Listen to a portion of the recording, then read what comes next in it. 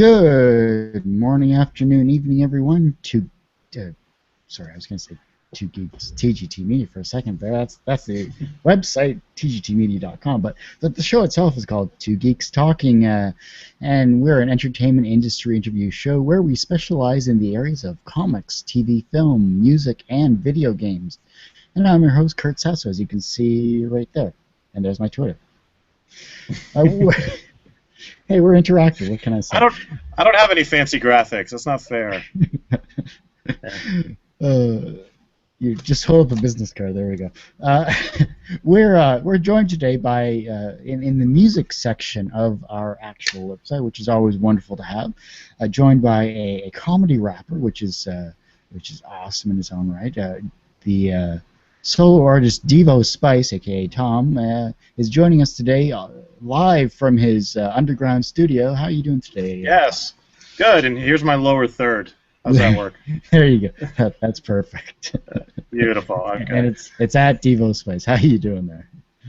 I'm doing great. How are you doing? Doing good.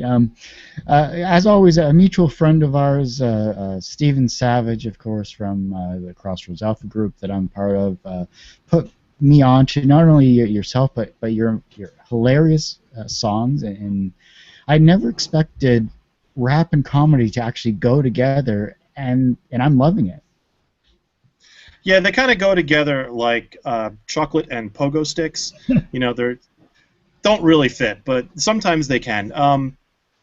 But it was kind of a natural fit for me because ever since I was a little kid, I always loved comedy music, and I would, walk around my school singing funny songs that would get me expelled these days, possibly arrested. But back in the '80s, it was no big deal to sing about blowing up the school.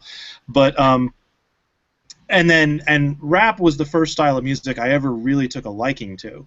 So when I started writing my own songs, it just seemed like a natural fit to put the two things together. That's awesome, and obviously there's been some amazing comedians out there that have also been musicians as well too. Of course, my personal favorite, and he's gotten some much justified love from the community. Weird Al Yankovich, of course. He was what I grew up listening to. He was just hilarious. So yeah, Al is awesome, and I was so happy that his album went to #1. Yeah. It's about time, It's finally. Yeah, it's only been what, 30 years since 30, yeah, something like that. Yeah, but his first song ever on Dr. Demento was like 1976, with Belvedere Cruising, and it's been almost 40 years since he's been recording songs in his basement, sending them to Dr. Demento, and here I am still 40 years later recording songs in my basement, sending them to Dr. Demento. The one thing that you have in common with Weird Al, of course, is the fact that your songs are hilarious, and you both had play on Dr. Demento as well too. Yeah. I started sending songs to Dr. Demento, very early on. We recorded one song which I didn't send him. Our very first song I never sent him because it was a parody, and I didn't know anything about parody law at the time. And I was afraid of getting in trouble, or anything. So, but the next 3 songs we recorded and sent to him. I say we because I started out as a group. It was originally a trio called Sudden Death, and then as time went on, I kind of took the lead, and then eventually in 2008, I dropped the name Sudden Death. But I sent him a tape that I pray he has lost because it is the most god-awful stuff. But he was very nice, and he sent us a letter, saying why he wasn't going to play these songs, and it had a lot of good constructive criticism in it, and that was very encouraging, for a 13-year-old kid to get this letter from, an internationally renowned DJ, saying why your songs suck in very polite language. So I kept going, and I'm the type of person who doesn't know when to quit, which is why I'm still doing this. It's a good tenacity is always a good thing to have when it comes to any passion that you have too, and being a musician is probably one of the hardest gigs out there.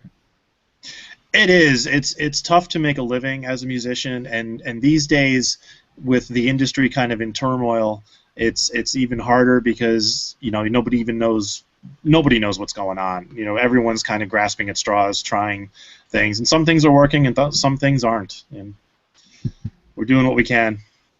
One of the songs that I can easily relate to was "I'm Not Your IT Guy." I think that was just that just struck a chord with me, being a former IT guy, and it's just like I had to deal with that, and I got paid for it too. It was the crazy thing. Yeah, I wrote that out of frustration because I worked for a company for about 5 years where that employed between 4 and 7 people, and at any given time I was the IT guy just by default because there was nobody else who knew anything about computers in the building, and I hated it. I hated every minute of it. Every time there was a computer problem, they called me to fix it, and more often than not, I didn't know how to fix it, so I was just going on Google and praying I didn't make the situation worse, which a couple of times I did.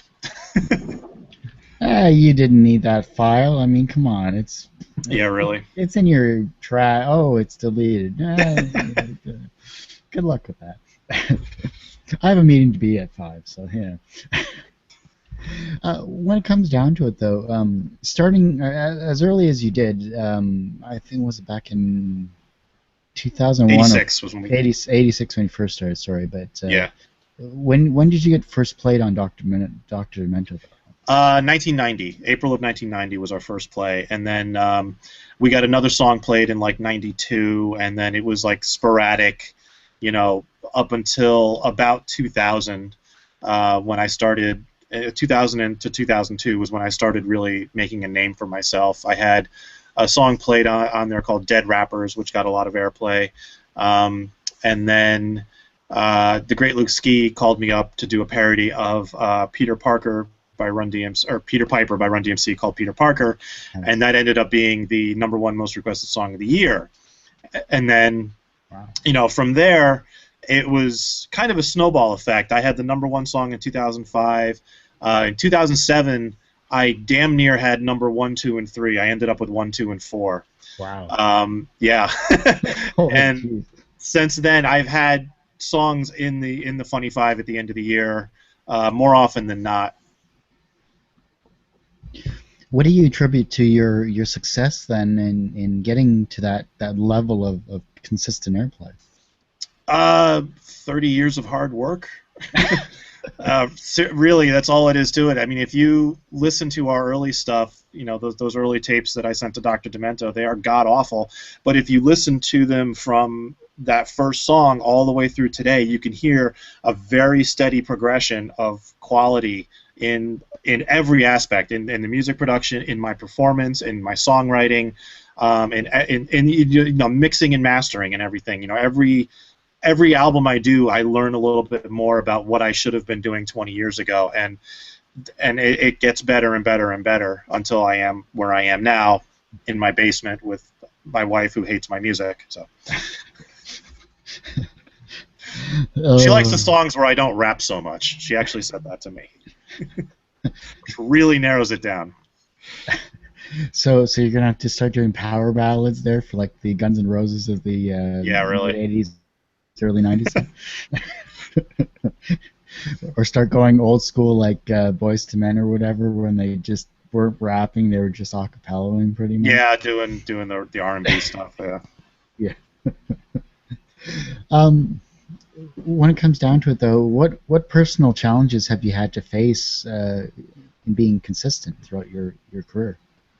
A lot of it is just, you know, should I throw in the towel? You know, I'm never going to have Weird Al's career. You know, is it time to give up and do something that's actually going to make me money? Or, you know, should I just keep, you know, soldiering on and seeing, you know, where this you know, little journey takes me? And I've stuck with it mostly because it's just so damn much fun. You know, when I'm up on stage performing in front of a crowd that's, you know, hearing me for the first time, and they're laughing in all the right places and you know, cheering, and you know, at the end of the set, it's the greatest feeling in the world. And I don't want to give that up. I don't care how old I get. You know, I'm going to be 85 years old up on stage, you know, doing my hip hop. You know, until your hip pops. Yeah, exactly. Doing hip hop till my hip pops. I like that. Yeah. Use it in a song. There you go. And tribute to Well, I did a song called "Getting Old Sucks," which I yeah. wrote after my 30th birthday when I actually pulled a muscle in my back while I was tying my shoe. Oh, And I thought, really, really, okay, this needs to be a song. So it was.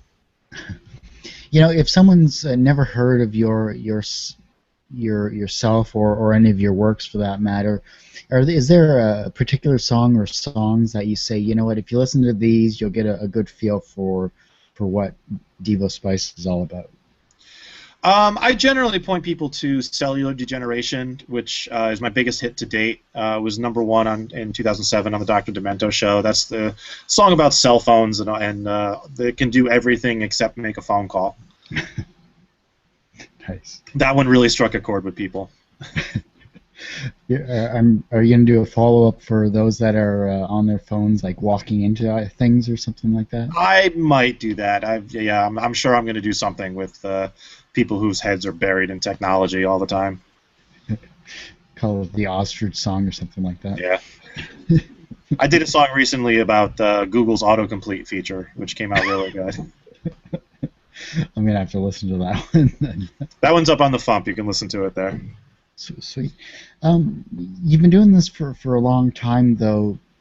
Besides technology changing and your style improving, how have the audience, or how has the audience changed for you? Well, early on, I didn't have much of an audience. My audience was basically my friend John, who literally was this one guy who, my friend in junior high and high school, and he was the guy I played. We had recorded like 50 songs, and he was the only person besides the three of us who had heard any of them. So John was my audience for like the first 4 years of Sudden Death's existence.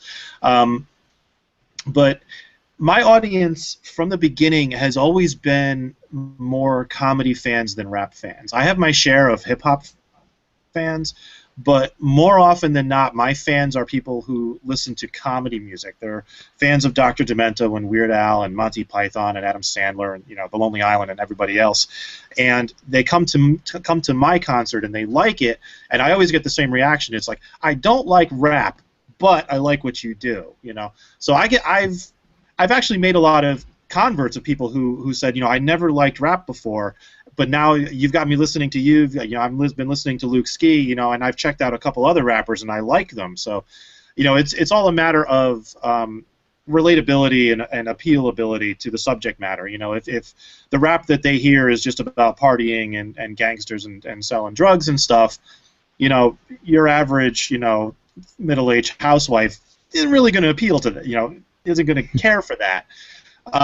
She might, who knows? But but if she's about Star Trek and she hears my song about Star Trek, all of a sudden there's a connection there, and she'll listen to it despite the fact that it's rap, and then hey, maybe she'll like it.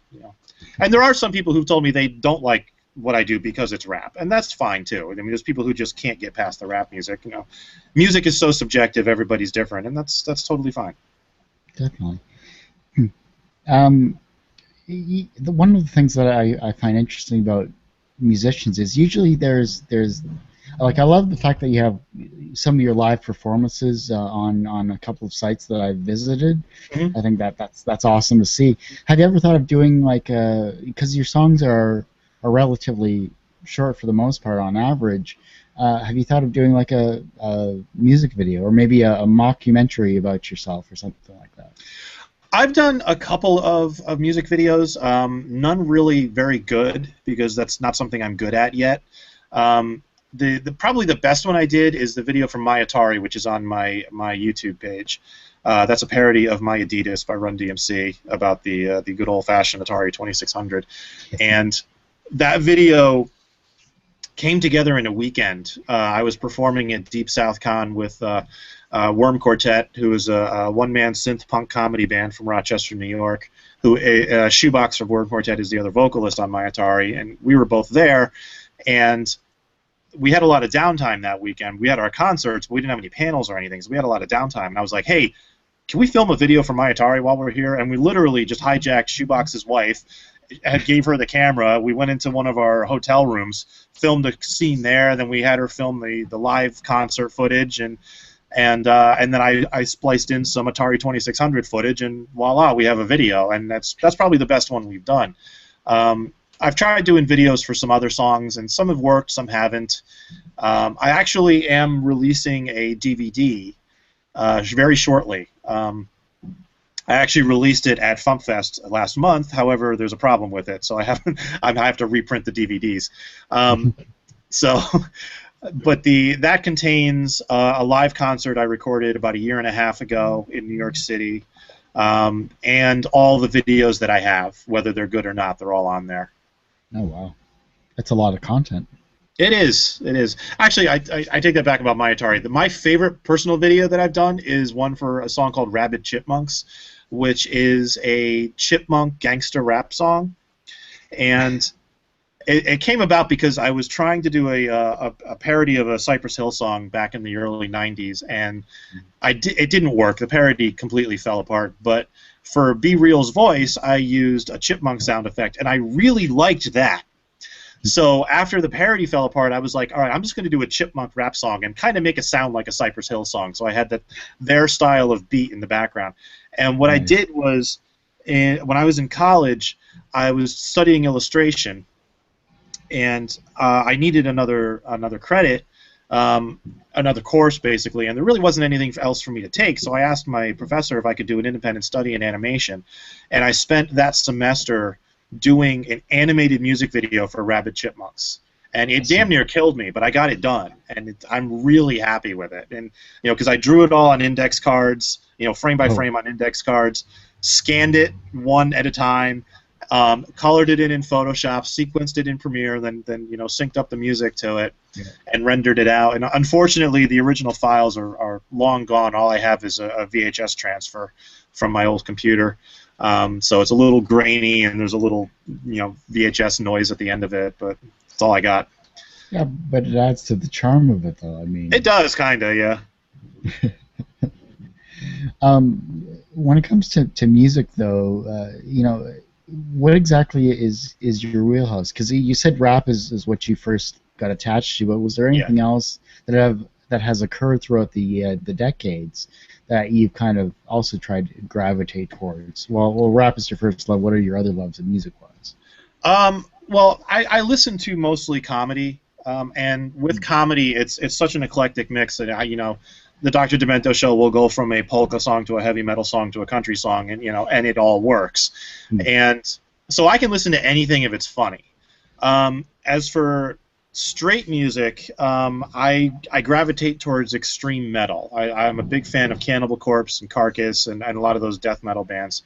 And I have done a death metal rap song.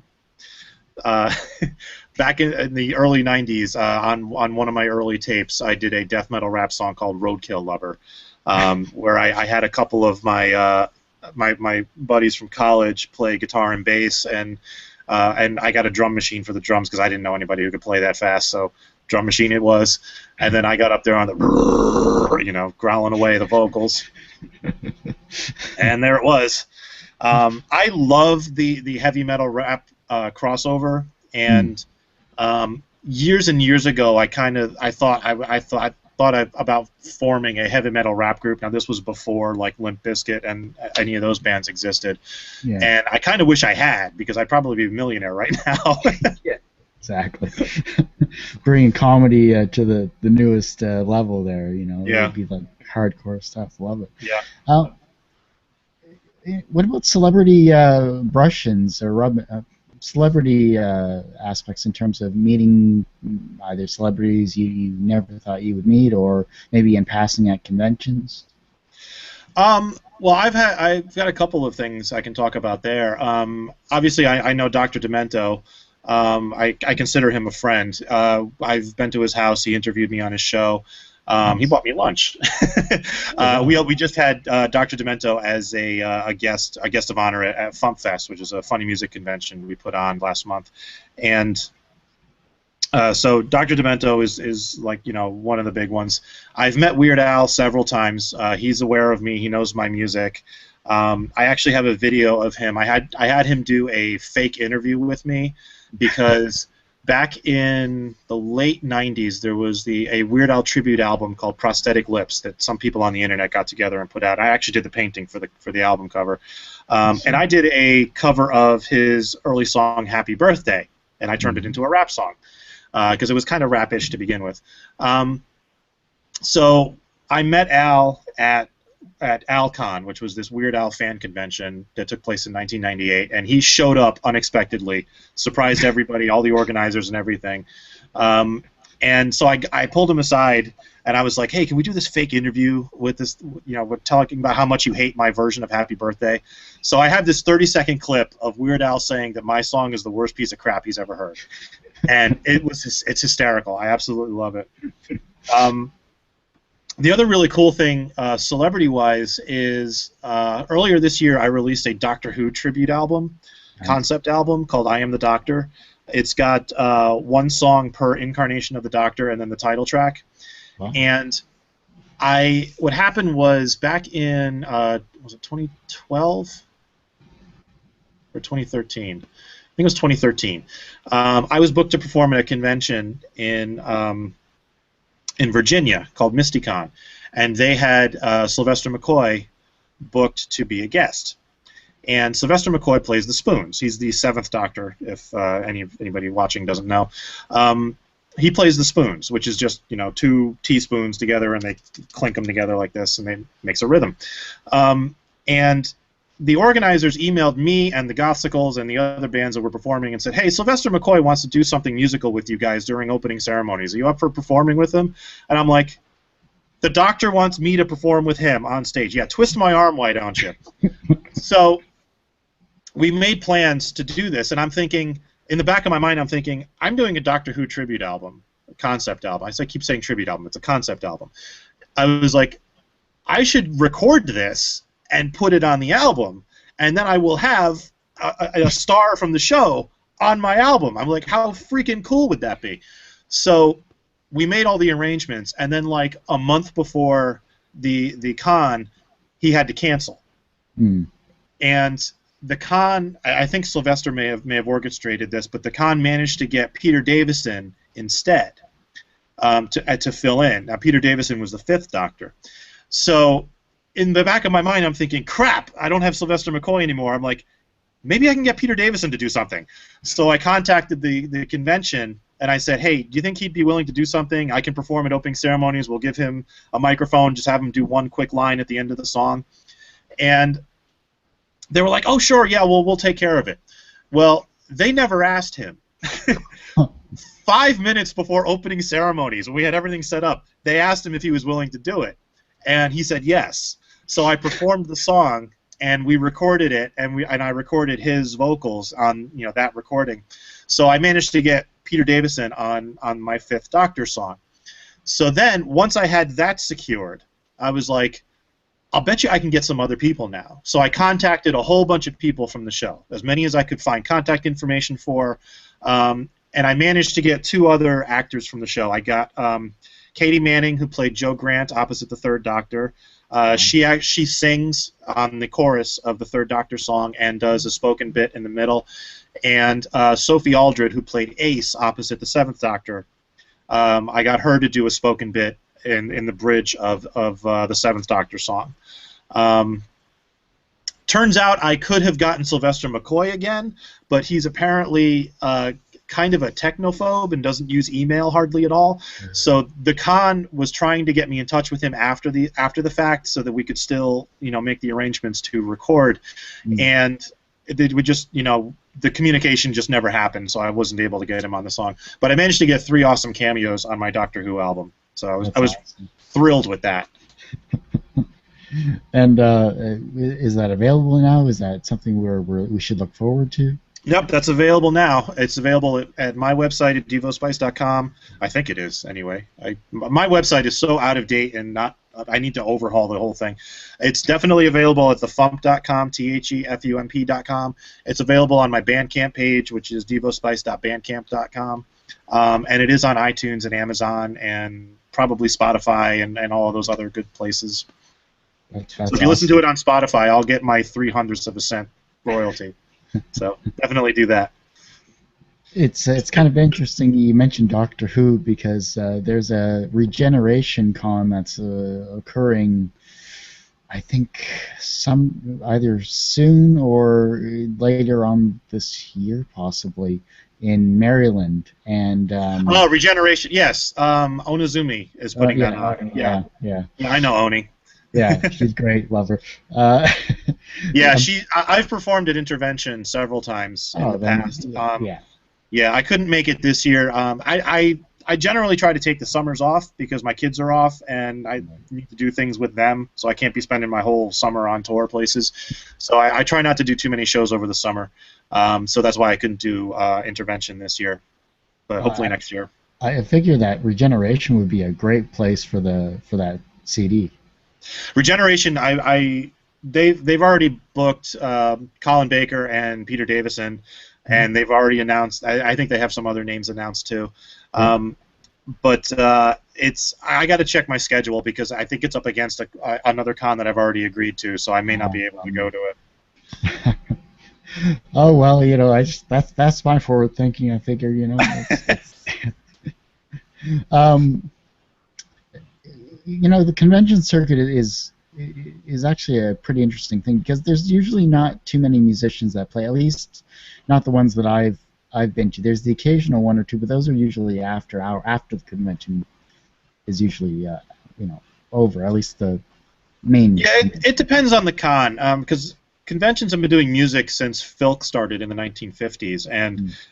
that's how I kind of weaseled my way into it. It actually started because Dr. Demento was a guest at a convention called Icon in Long Island back in the year 2000, and Icon has a cabaret every year, which is just a performance space where the people do all sorts of different things, and they try to get the celebrities involved. The first cabaret I ever saw had Michael Dorn, who played Worf on Star Trek, and it had Peter David doing a Doctor Who parody of all things.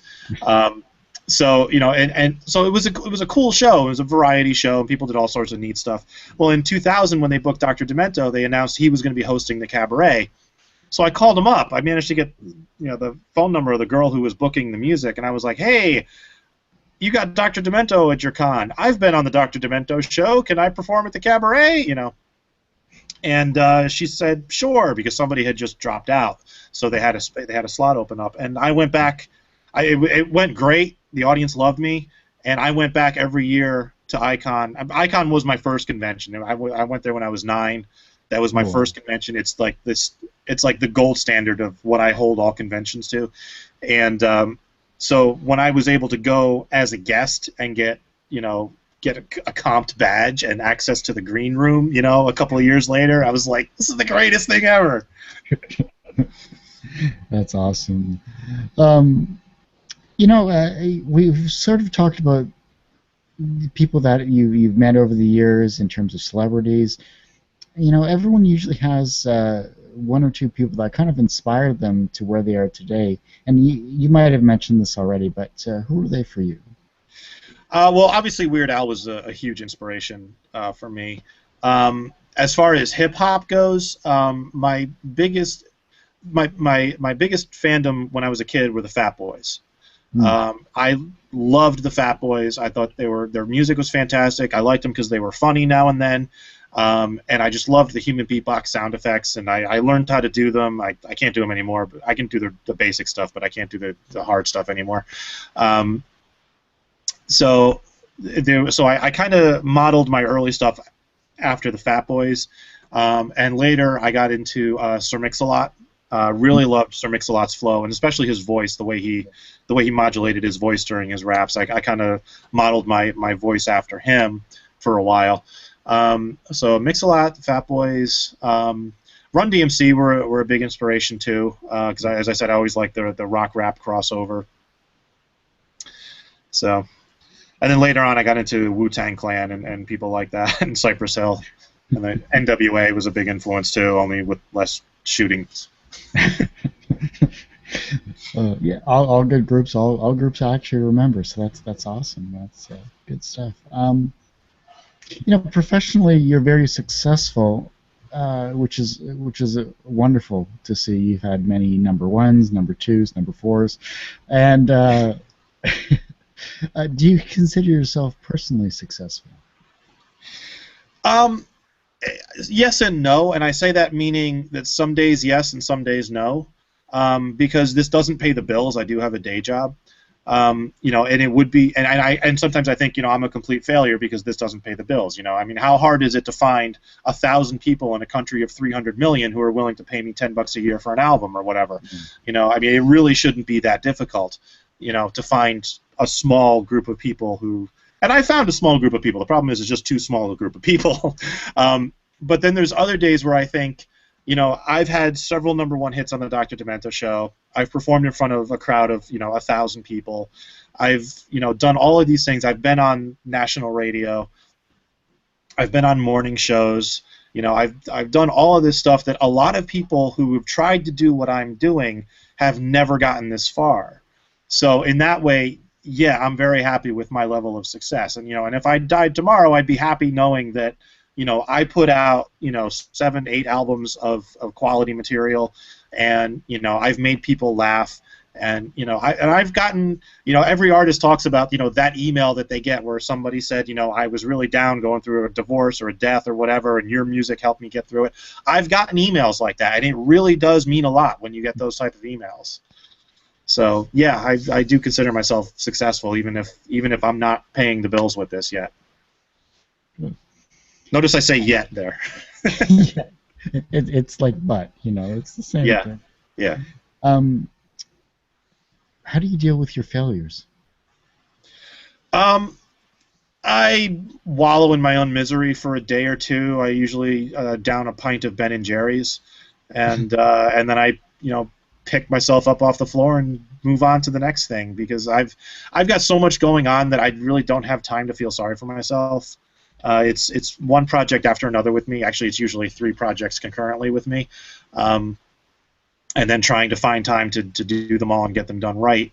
And so when one thing fails, a lot of times it's like, oh well, maybe next time. Or sometimes it's something where I really put my heart and soul into it, and the fact that it failed just kind of, it really stings. But at the same time, I have to, sit back and look at, why it failed, what I did wrong, try to learn from it, and move on. One example I can think of offhand is my first Kickstarter campaign, which it wasn't for music, it was for a video game, and it failed. It didn't even come close. Now, I've done video games in the past. I've designed them, I've programmed them, I've released them as shareware, I've licensed video games to AOL, and I had one of my games translated into Russian and in stores in Eastern Europe. It was really surreal seeing a made-up word translated into Russian. But anyway, so I've made good money on video games in the past. So I thought, hey, I've got this great idea for a game. Kickstarter is a thing now. Let's put it out there and see what happens. And it completely failed. And I was looking at this thing going, what the hell did I do wrong? There's other people getting 10 or sometimes 100 times what they're asking for with what they're doing. And it wasn't until later on I went back and I looked at my campaign and I looked at my rewards and how I presented the thing, and I realized what I was doing wrong. So then when the time came to do my first Kickstarter campaign for my music, which was easier because I do have a built-in fan base, but when it was time to do that, I knew exactly what I needed to do in order to make it a success, and I was funded in like less than 24 hours for that one, and then I ended up making like 3 times what I was asking. So good stuff.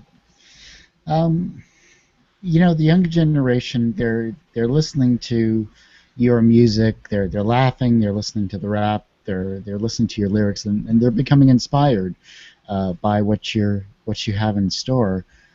How can they inspire the generation that follows them? Wow, I don't know. The best way to inspire somebody is just put out quality material.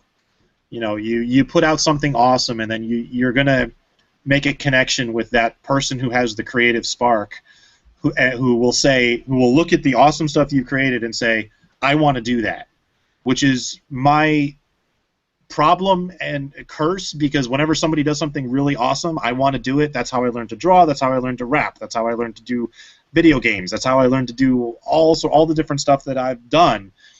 The one thing I've really wanted to do that I've never been able to do is make a movie, make my own like independent movie. But that's another story.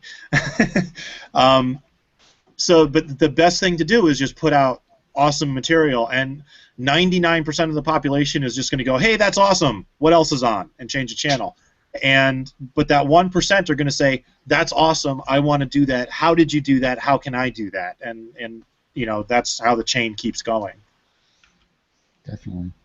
I know we haven't talked about conventions that you're going to be appearing on, but I think there's one coming up actually on August 8th. Yeah, I'm going to be performing at Orlando Nerdfest in Nice. Orlando, Florida. My concert is Friday morning at 11, right after opening ceremonies. And there's going to be a couple other comedy acts there as well. The Great Luke Ski is performing at a Friday at 1 in the afternoon. And there's a comedy rock band called Sci-Fi comedy rock band, who is performing sometime that weekend. I don't know offhand when they're performing. Sweet. And then there's like 35 or 40 other nerdcore artists who are performing there that weekend. It's going to be an insane weekend. Oh, that'd be some great video footage too to get a hold of. Yeah. Is there anything that I haven't brought up that you'd like to those that are watching and listening to this interview to know about? Probably just the Fump. The Fump is the Funny Music Project. We started it back in 2007. Based off of Jonathan Colton's Thing a Week podcast, where he challenged himself to write and record a new song every week, and he gave it away for free, as it was a free download, Creative Commons license, and it gave him a career basically.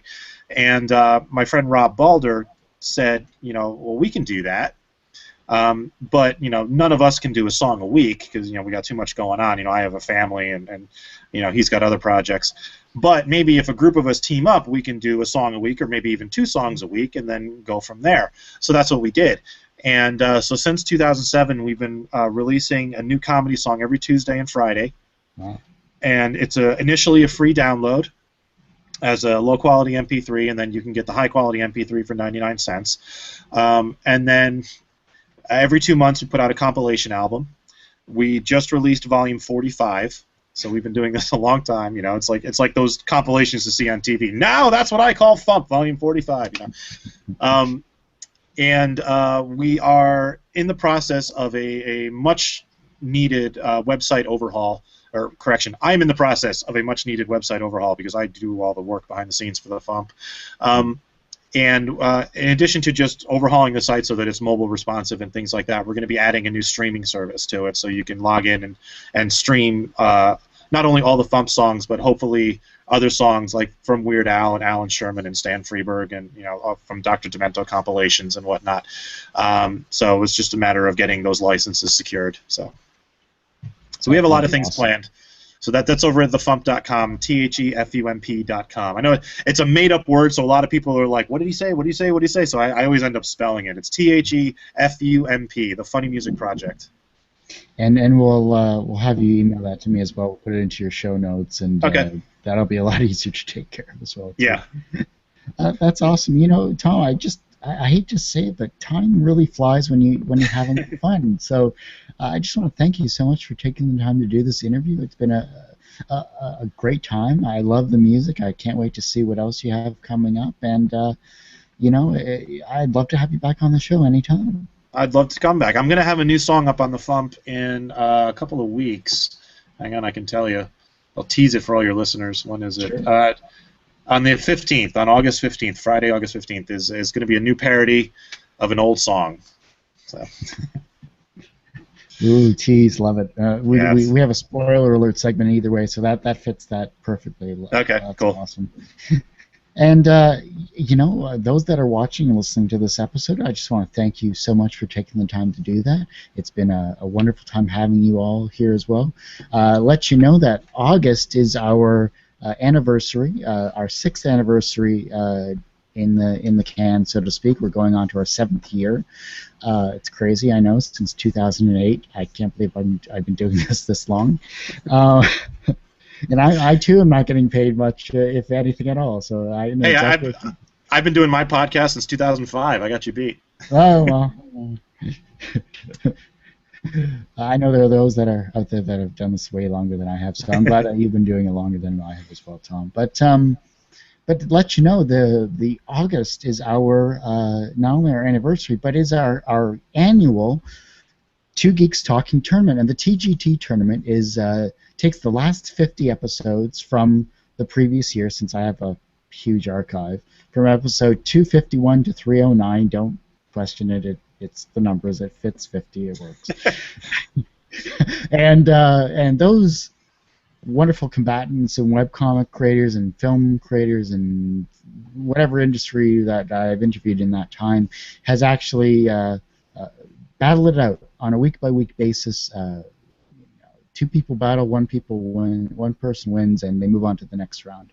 It takes up the entire month of August. There's usually prizes as well. We're looking at Manga Studio or whatever Smith Micro has in store right now, as well as the Webcomics What's Cooking limited edition cookbook that we have, and finally, of course, the winners come back next year for a recap interview to see how they're doing, because it's been about a couple of years since I've interviewed them, so it works out. That'll be starting on August 4th, so take a look for that on our website, tgtmedia.com. Look for our most recent Fan Expo 2013 interviews have been reposted, so take a look for that as well too on the site. And finally, our YouTube channel is of course on youtube.com/tgtmedia. You can get me on Twitter, as you can see down below right there. See, at Kurt Sasso, right there. And you can also email me on the website. And finally, we're on Patreon as well. $1 a month helps support us. Every little bit helps. And because of all of that, we thank you, or I thank you, I should say, for helping out. And tune in next week for another great and talented and creative person on Two Geeks Talking. I'm your host, Kurt Sasso, signing off saying thanks for watching.